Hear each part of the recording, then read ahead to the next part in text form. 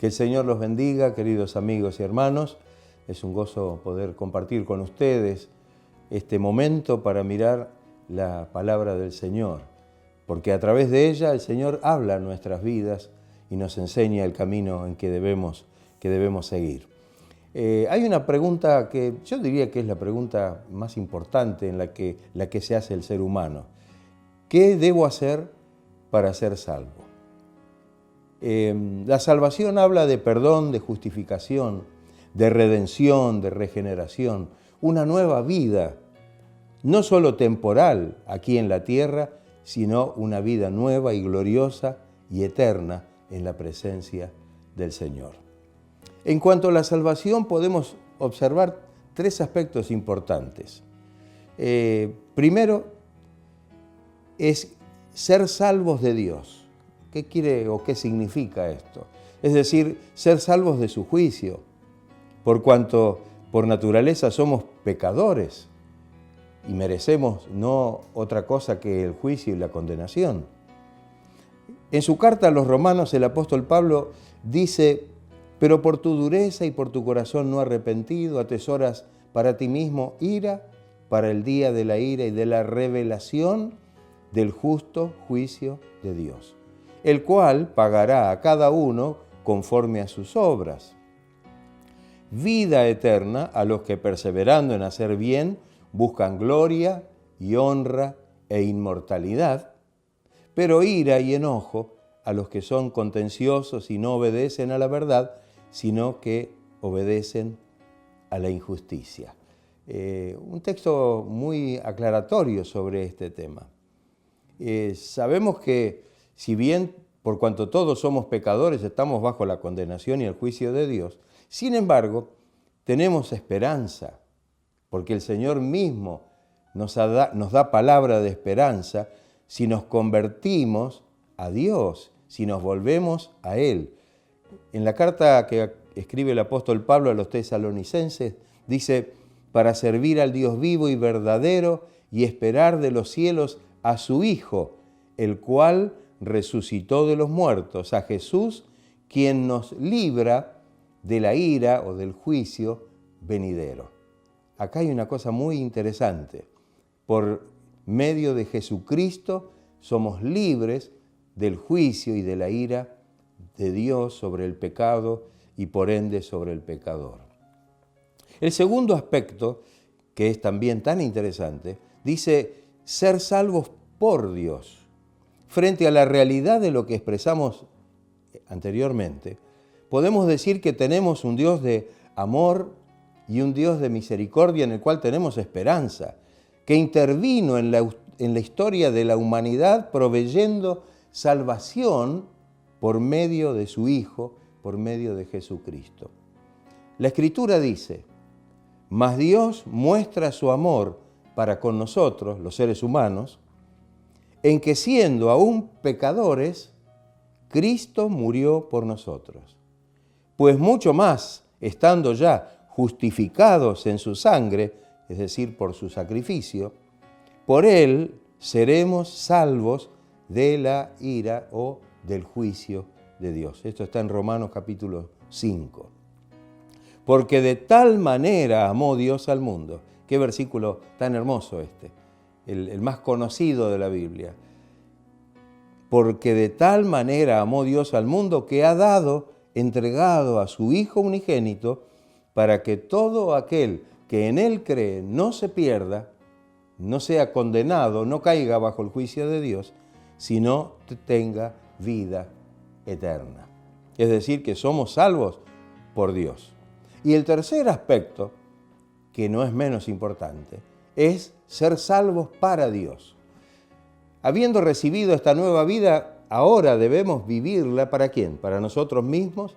¿Para alguien más en esta tierra? ¿O la debemos vivir para el Señor, que es el que nos la dio para poder agradarle y para poder servirle?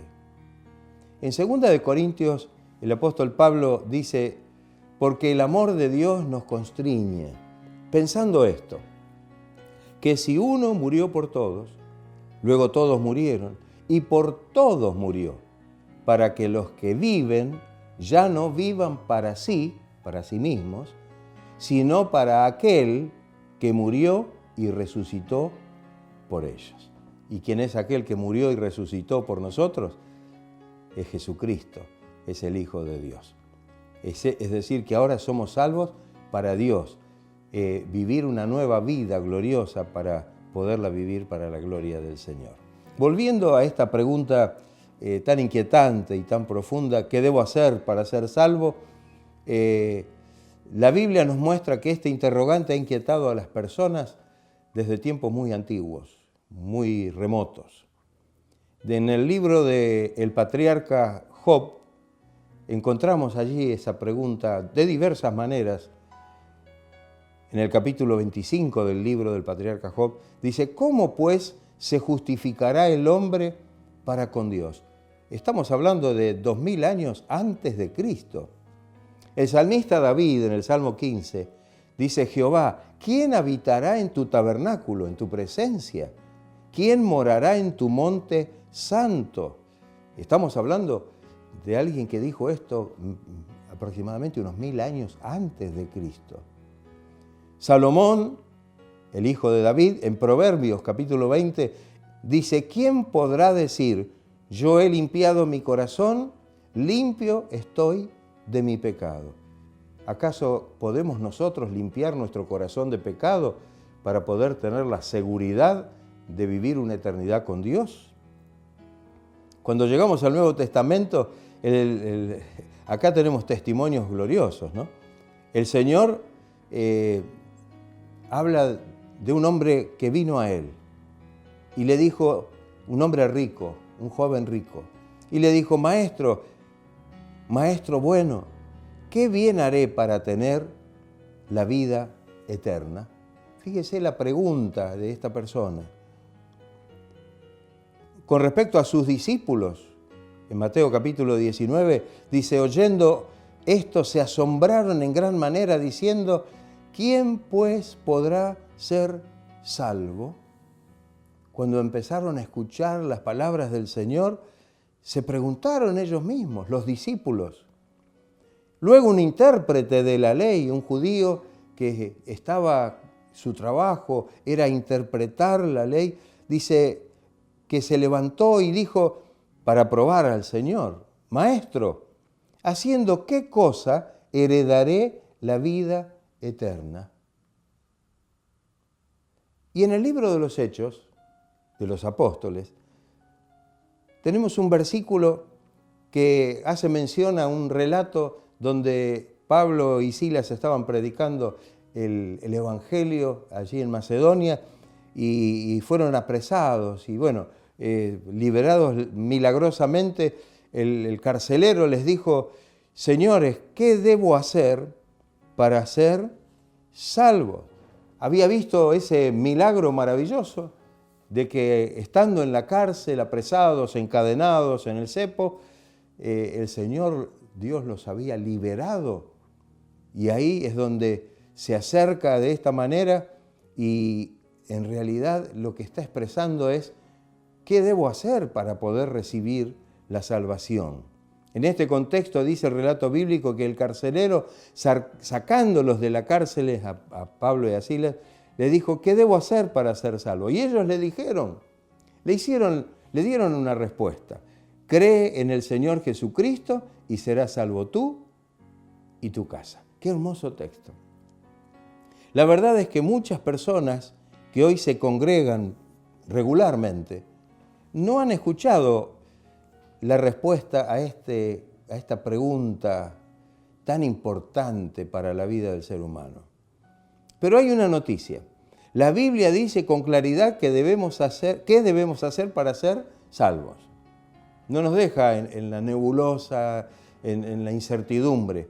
No, simplemente, sencillamente, tenemos que creer en el Señor Jesucristo. No en alguien más, sino en el Señor Jesucristo, porque Él es el que nos ha salvado.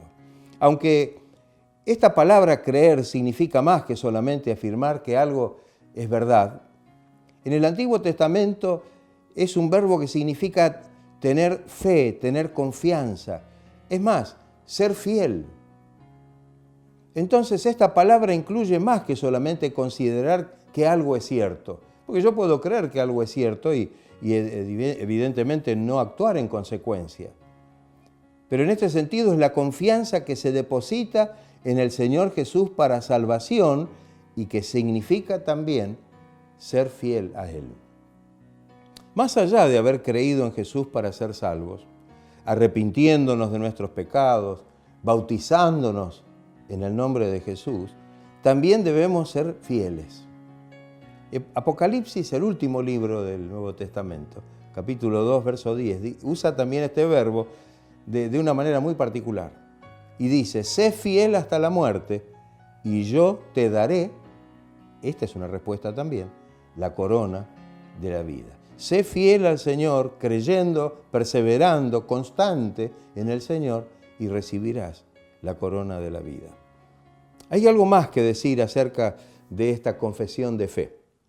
Creer que Jesús es el Señor significa también reconocer que Él es nuestro Señor, a quien debemos sumisión y obediencia. Creer que el Señor Jesucristo es nuestro Salvador. Y Señor significa que le debemos nuestra vida, nuestra sumisión y nuestra obediencia a Él.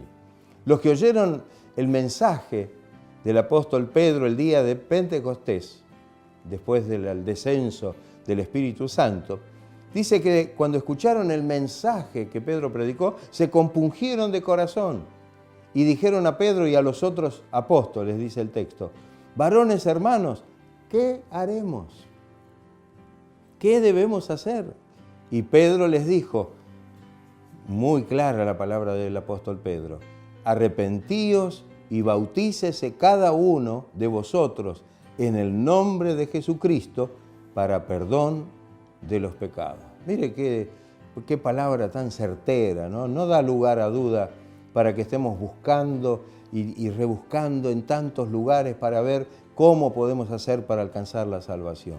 Era obvio que habían creído en el Señor Jesucristo, se compungieron de corazón, se quebrantaron de corazón y ahora debían invocar el nombre, porque esto es lo que le había dicho el apóstol Pedro un poquitito antes.